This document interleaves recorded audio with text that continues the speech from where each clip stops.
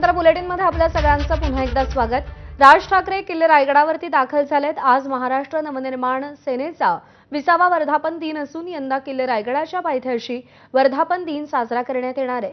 20व्या वर्धापन दिनानिमित्त राज ठाकरेंसह मनसे नेते किल्ले रायगडावर छत्रपती शिवाजी महाराजांना अभिवादन करतील। शिवरायांना अभिवादन करून वर्धापन दिनानिमित्त कार्यक्रमस्थळी जाणार आहेत।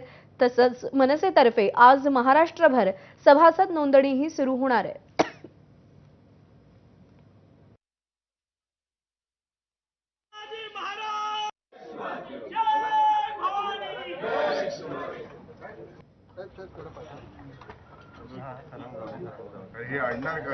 राज ठाकरे किल्ले रायगडावरती दाखल झालेले आहेत। छत्रपती शिवाजी महाराजांना ते अभिवादन करतील। मनसेच्या वर्धापन दिनानिमित्त राज ठाकरेंनी शुभेच्छा दिल्यात। 20 वर्षांपूर्वी मराठी माणूस आणि मराठी भाषा, मराठी अस्मितेचा सगळ्यांना विसर पडलेला होता असं राज ठाकरे म्हणाले।